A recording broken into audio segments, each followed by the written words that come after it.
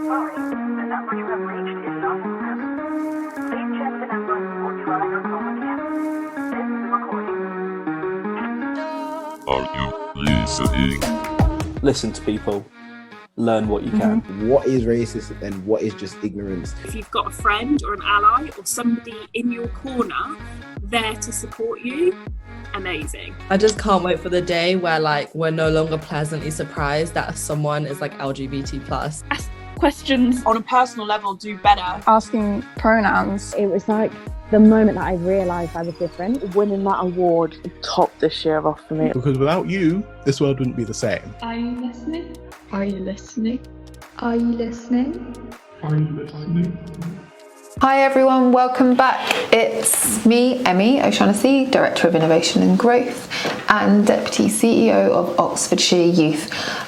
We've made it to the final part of our 3-part Youth in Mind special edition of our podcast, Are You Listening? Firstly, I just want to say a huge thank you to all of our guests who spoke to us at the conference live, and a huge thank you to Molly, who expertly guided these conversations both on stage in front of the whole audience but also off stage behind the scenes. Molly, you absolute legend. Thank you for being an amazing role model and a gifted interviewer. What is Youth in Mind? Well, if you are coming onto this podcast today and you weren't at the event, then fear not, because you get an opportunity to listen to some of the leading voices in the mental health space at the moment, from academia to the charity sector, education and health.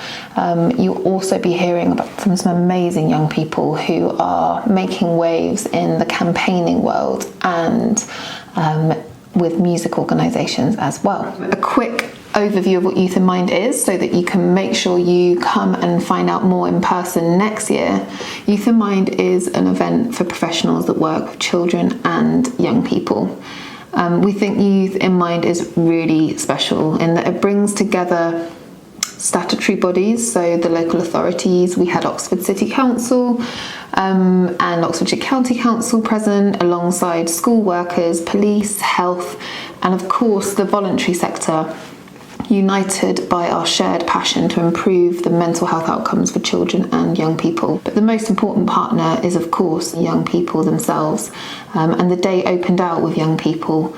Across the one-day conference, we hear from the latest in research, but also we listen to the lived experiences of young people to ensure that everybody who attends the event is really informed by young people's voices and visions. On the day, there are workshops that take place from the morning right through the conference to the end, alongside keynotes. So today you get an opportunity to listen to a few of those keynotes, and in the next 2 episodes there will be more of the people who were on the panels for the event and leading sessions too. So in this final episode, you are going to hear from a couple of really inspirational young people. Jasmine and Ithar are 2 of the founding members of the youth-led campaign Make It Mandatory. You'll hear more about their mission a little bit later, and please do follow them online. Next up in the episode, you will get the opportunity to find out more from Dr. Anisa-Ree Moses, who delivered a keynote at this year's Youth in Mind. She is a remarkable woman and public speaker. We had a lot of feedback about her words and how they reached people from all different sectors.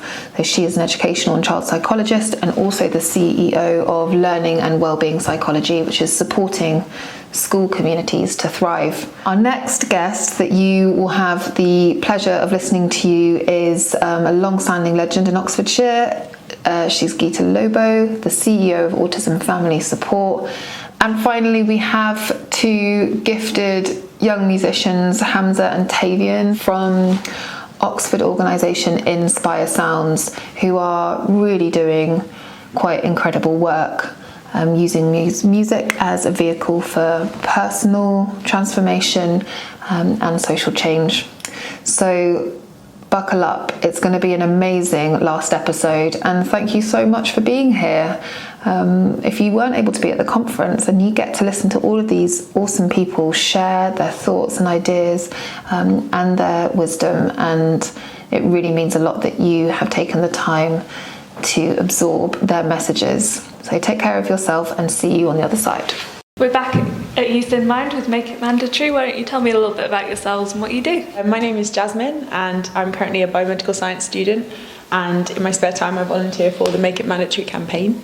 I'm Ithar. I also volunteer for the Make It Mandatory campaign. I'm the strategist for the campaign, and I have a full-time job. I work at an international NGO on the side. Make It Mandatory is 1 year old. We are a grassroots movement and survivor-led movement as well. Founded by a friend Faustine who couldn't be here today, but essentially we're lobbying the government to make child bullying, domestic abuse and coercive control, aka RSHE, mandatory in post-16 education. That's amazing. So what have you enjoyed about Youth in Mind so far? I mean, I can speak for myself that I've just really enjoyed the sort of diversity of speakers and the different areas that you've covered. I think it's really inspiring to hear from so many professionals who have such a breadth of knowledge and wisdom to really pass on to us. Even if things aren't directly related to what we do in the domestic abuse field, I think really getting those gems and things that we can take and apply to our work, I think has been really, really helpful. Yeah, no, I totally agree. Echo exactly what Jazz has said. I feel like there is a greater understanding as well of how intersectional mental health is, and so that's been quite amazing, being able to speak to people and, like you said, learning from them as well. Yeah. So what do you do to care for your own mental health while working on this movement? Because it's so important, but it must take a toll on you. I think for me personally, being the strategist and focal point for a lot of the contact and the team as well, first of all, making sure that there's enough time for us outside of the campaign as friends, because before we were, peers on the campaign, we're also friends. So having that time to check in with one another and connect through that, but also being vocal about, how we feel and when we need to take a step back from campaigning as well. Yeah, no, absolutely. I think kind of really making sure to engage as friends as well as sort of peers on the campaign is really important. And I think also just keeping up with hobbies. I feel like this is something that I always say to anybody who kind of needs support, or any of my friends who are going through difficult times. I think in the world we do live in, which obviously is very sort of capitalism driven, it's really difficult to prioritise and make that time for just doing things that you love fundamentally, regardless of anybody else or what anyone else says or does or thinks. Just investing that time to pursue the things that really make you smile, whether that's dancing or art or music. They tend to be creative things. But just really taking that time, even if it means sacrificing time for something that feels important, but actually you can do another day. Yeah, absolutely. That's a great point. So the government's drafted a £150 million investment over the next 3 years for young people's mental health services. Do you think this is enough to create a lasting change? And what would you like to see that money spent on? So from what I do know, because with the Make It Mandatory campaign, we have to be quite knowledgeable about what the government is doing and the funding, etc. First of all, I don't think it's enough, because when we talk about mental health in schools or for young people, we're not just talking about what's directly being taught to them, but how the teachers are being trained and the time that's taken in training them, but also providing safe spaces and safe conversations for teachers. Because when we're talking about education, we are not only looking at the young people, but who is providing that information for young people. So this may seem like it's a lot, but it just depends on where they're putting that money in as well. Absolutely.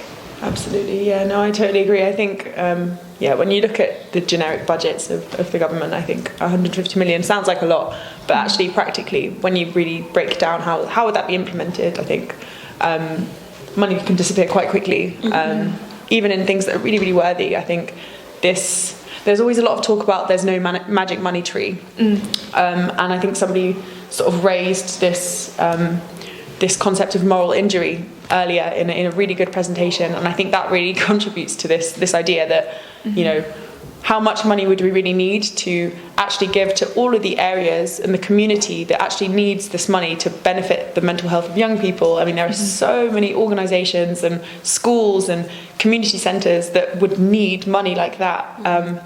But, you know, because of the fact that the budgets are never big enough, that moral injury comes straight in, because you have to end up deprioritising certain things that in any other world are equally as important. Yeah.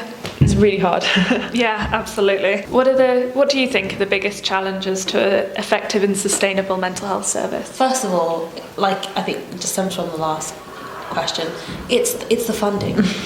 I think there's such a lack in funding, and unfortunately we do live in a society where we do have to make money, we do have to, you know, have a salary, and we do have to survive. Unfortunately, survival, not living. But there's not enough funding to fund professionals in the mental health sector, and other sectors that do influence the mental health sector. Funding is huge, but also acknowledgement. I think our government needs to acknowledge that this is a bigger issue that needs to be focused on, and by doing so, perhaps pledging to a certain number, since the government loves numbers and statistics, but also, you know, looking at the bigger picture of how this is going to affect not just this generation, but more generations to come too. So acknowledgement needs to be up there, and funding, basically. Yeah, absolutely. I completely agree with everything you said.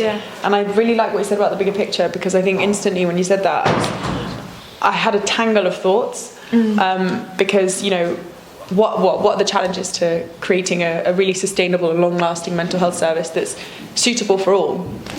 There are so many things that contribute to a good service running. Like you said, funding, a huge pillar of that comes in financial recompensation, because you need to pay your staff. You know, they need to have their own abilities, and you need to have enough staff so that people are not overburdened with their jobs, which is currently what happens. The staff's mental health go down, because then that's just a flip side of a coin that's causing damage.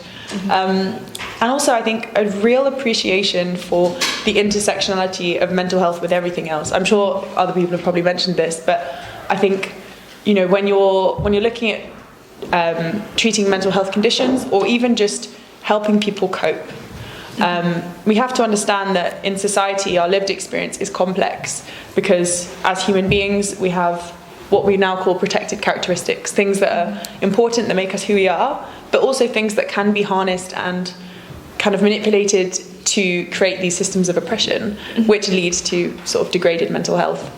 And so these mental health support services really need to take all those factors into account, which is a big job, and it needs a diverse support staff team as well to be able to deliver that service that's holistic and tailored to each person. So I feel like a big barrier is really kind of the funding, like you say, and also kind of having the breadth of staff and people to really be able to understand the complex lived experience, not just, you know, seeing somebody from their face identity and their shell that makes them up, you know, actually going deeper and saying, okay, we're going to treat you as a human, you know, for all the things that you bring. So, as many professionals have been saying, we've seen a significant rise in mental health cases in young people, and obviously there's myriad reasons for this. What are some of the ones that you've seen? Safe spaces or places to speak about it, first of all.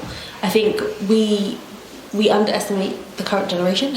I think Gen Z and the generations forward, they do recognise mental health, but it's having the knowledge of where you can have these uncomfortable conversations, and having the safe spaces to have these conversations.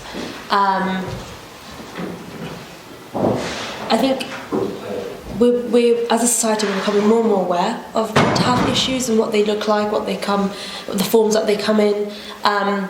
But I'd say having those safe spaces to speak about it. I think outside of, for instance, charities and organisations within communities, there's not really much talk about mental health. So I think creating those spaces for children, whether it's or young people, whether it's in schools, whether it's in community centres, at home, like we mentioned today as well, or other spaces where people or young people feel safe enough to speak about it. Definitely, that's something that I've noticed. I think, like Ithar said, I think we've become better at using language to describe our feelings. So words like triggering, that's come into mainstream use now. And so that's kind of a way of describing how something might affect you. And I think language is such an empowering thing. So now, I guess, with the advent of TikTok and all these kind of different social medias, as much as they might bring many, many challenges, I think something that can be helpful is sort of tailored and responsible content creation that helps to empower and kind of, develop the awareness of young people in how to describe how they're feeling, because if you don't know how to say it, it feels like you just bottle it up and it compresses and it kind of leads to these more sort of advanced and difficult feelings and emotions and conditions. So I think maybe as much, you see that the rates of depression and anxiety do increase, and they have been increasing, particularly with COVID. I think a lot of that is probably because of a decline in sort of an increase in social deprivation, but also a sort of decline in social well-being. But I also think that there is another side to that, which is, like you've kind of touched on, increased awareness and sort of maybe more empowerment and autonomy to kind of speak about mental health and actually say, well, I do suffer from anxiety, because it's not that 80 years ago people weren't. They were. They just weren't really empowered with the kind of language, or the culture it was not conducive with talking about it. So I think now we kind of have more of a culture of actually addressing it and being a bit more honest. So yeah. What makes you proud to work in this sector? We don't work in the sector. We volunteer in the sector, but what makes you proud to volunteer? I think recognising that it's not just a me problem, it's a us problem, and everyone's recognising that we can't just work individually, we have to work together. And I think the unity and the cohesion between people who work in the sector of mental health and the sectors interlapping into mental health. I think I'm proud to be a part of the community because we recognise that we have to work together to do so. Absolutely, I completely echo that. I think you phrased that so wonderfully. I think, when I think about the campaign and the work we do there, I think being able to work in a team and to be honest, I think particularly with the petition, 94,000 people signed that petition. That's a huge number. I can't even visually quantify that in my head. And I think particularly for us, it's when people message us on our Instagram, we get so many messages and so many comments on the petition saying, people talking about their own experiences, or parents talking about their children's experiences and saying, what you're doing is so important, we need this now, why have we not done this before? I think that really makes me just feel like so fulfilled and grateful that we're on this journey together and we're doing this campaign, because I think when you actually get to hear from the people that are going to benefit from it, I think it really drives you with that sense of importance and urgency that we need to get this done. It has to happen. Yeah, absolutely. Thank you so much for sitting and chatting with me. I can't wait to hear more of what you have to say. Thank you. Thank you so much for having us. We're backstage at Youth in Mind. Why don't you tell me a little bit about yourself and what you do? My name is Dr. Anisa-Ree. I'm an educational psychologist, and I'm also a director of Learning and Wellbeing Psychology. We're a community interest company that's passionate about serving the schools and communities that we work in, providing educational psychological support to them and the community that surrounds them as well. Awesome. So what have you enjoyed about Youth in Mind so far?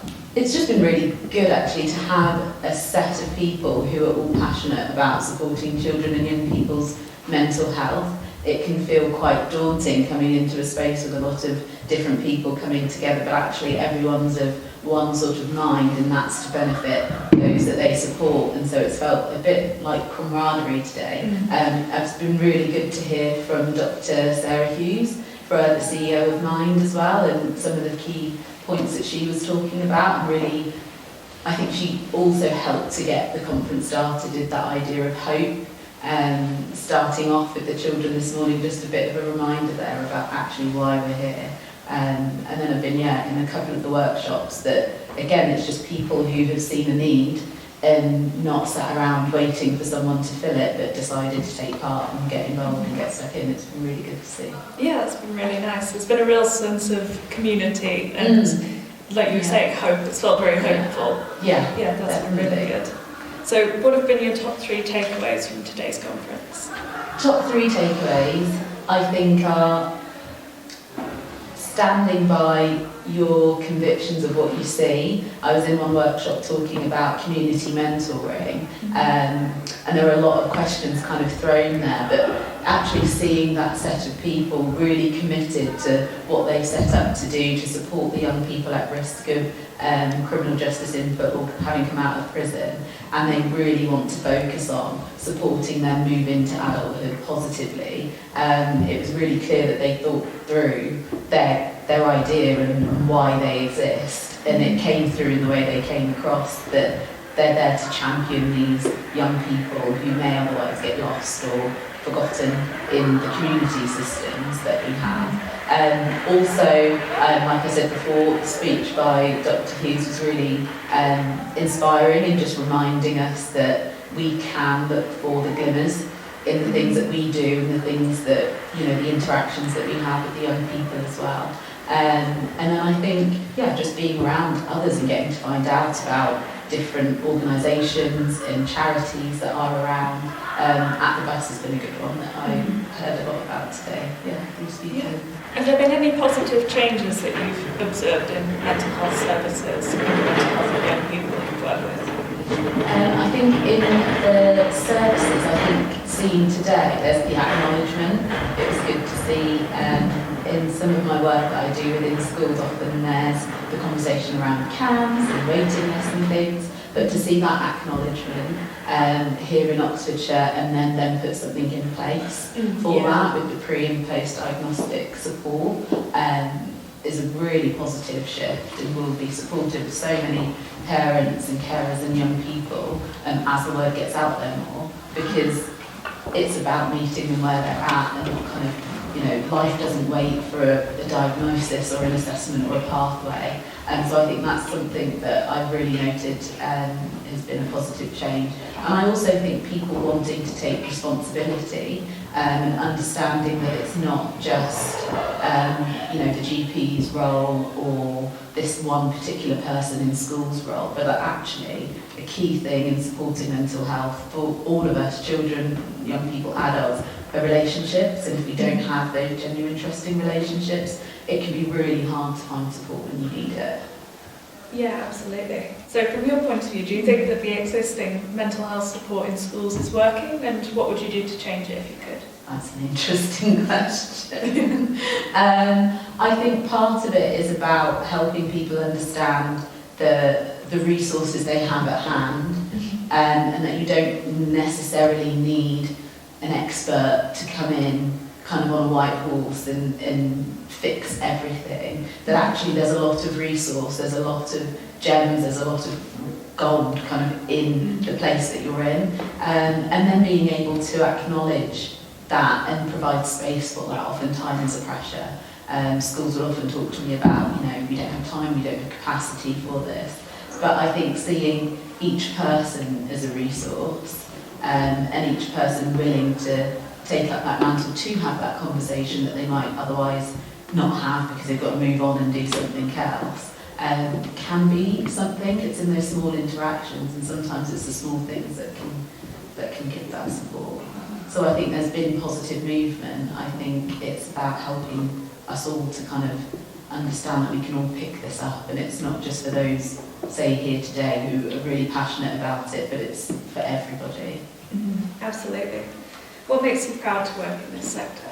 Being able to be part of collaborative work and collaborative thinking. I've always had a passion for helping, and I found my way into becoming an educational psychologist. It's not been something that was set for me in the way that other people it may have been. So what makes me proud to work with children and young people is actually being able to have real, genuine conversations and to give them a voice. I'm often in a position where I'm trying to bring different stakeholders, parents, school, the young person and other people together to try and build a shared understanding. And I think that is those meetings, whether they go well or not, where I'm trying to bring those shared understanding that I can lead and feel quite proud of the work that I do. Yeah, that's really important, sort of building that bridge between putting everyone on the same page so that they know about plans and care. That's very important. Yeah, even if they disagree. Yeah. But having space for those conversations, I think, doesn't always happen. So, yeah. What are the biggest challenges to an effective and sustainable mental health service? I think we've touched on them around resource, around time at times, and I think around being able to see where we can all play a role and understand that we need the different facets of society to work together to do that. It's not something that education can deal with alone, it's not something that health can deal with alone, it's not something that social care can deal with alone. But I think that's quite a big thing to ask for, and so I think as much as possible working together is something that we can do. But I think that is a challenge because everyone is working within pressured environments, have their own goals and targets, and not as many spaces like today, like today's conference, where you're able to have a meeting of the minds and exchange and share that information. It'd be great if things like this could happen more often. Yeah, definitely. Have you seen the benefits of the mental health ambassadors in schools and the mental health first aid? I've seen the benefits of mental health first aid and raising awareness and making, kind of normalising the discussions that children and young people can have. I think there's a role there around young people being able to know that if they're not feeling great, that there's someone or somewhere that they can go without pathologising or without kind of diagnosing them, that actually going through your childhood, your teenage life will bring you a number of experiences and not all of them will be great. So knowing that there is words that can be used, emotions that can be labelled, discussions that can be had, I think is a positive thing that can happen within that background and mental health first aid. Why is it important that young people's experiences and voices are championed? Because otherwise how do you create change in their life? And it's very hard to change something for someone or with someone if you don't know what they're thinking. And it's very easy to do unto someone, but like I'm going to talk about when I talk a little bit later, that to be able to be heard and feel listened to and respected is what can create those genuine connections, and that can lead to real genuine change rather than kind of tokenistic change and then it flips back because there is no foundation. So thank you very much for chatting with me. I'm so excited to hear more of what you have to say. Thank you. Thank you.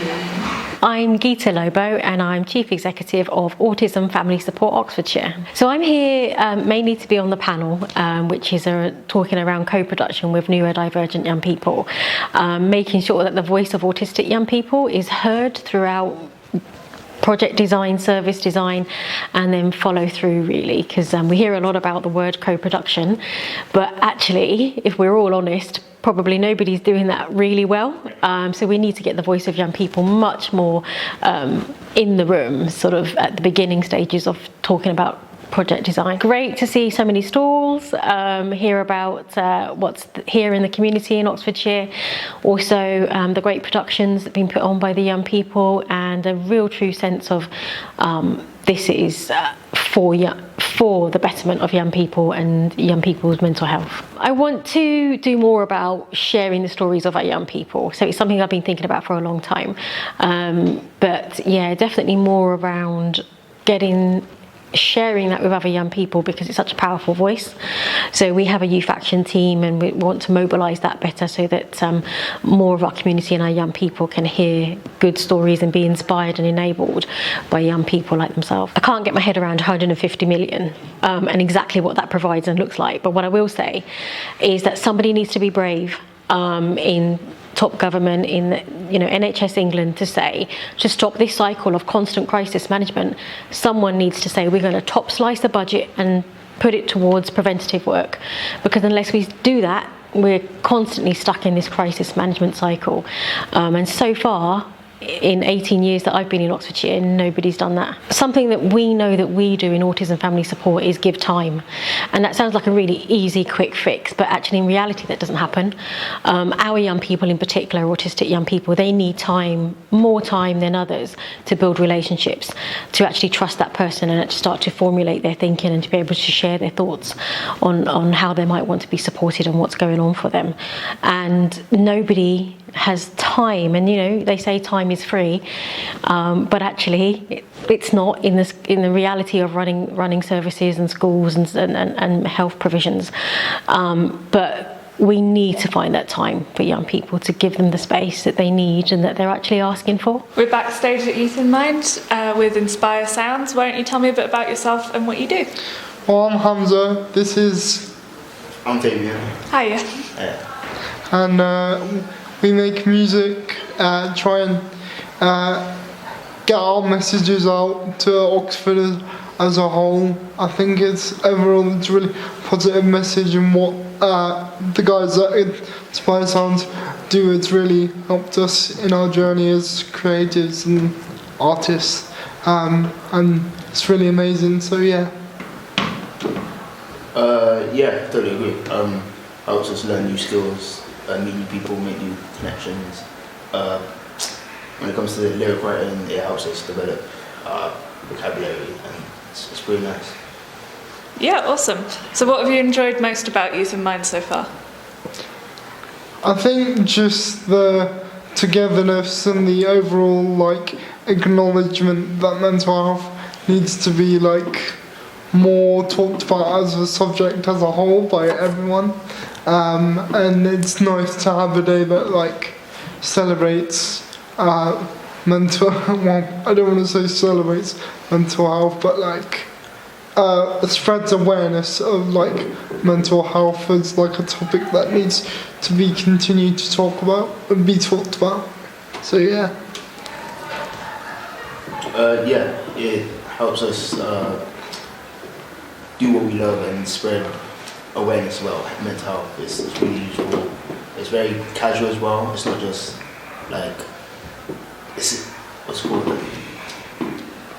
it's more laid back, relaxed, good chill with friends, and just make some music that we all love. It's pretty cool. Yeah, that's cool. What makes you proud to do what you do with In-Spire Sounds?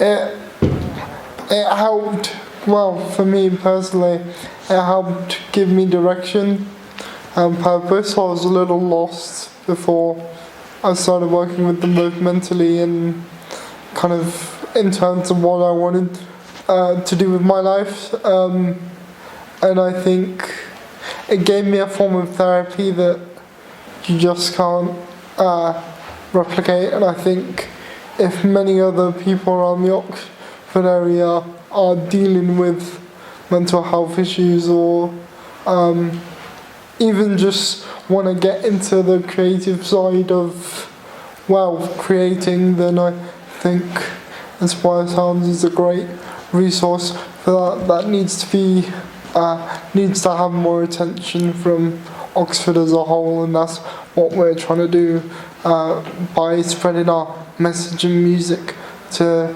our city. Yeah, for me, same. It was very therapeutic. It helped me relax and express my creative side. It was really nice.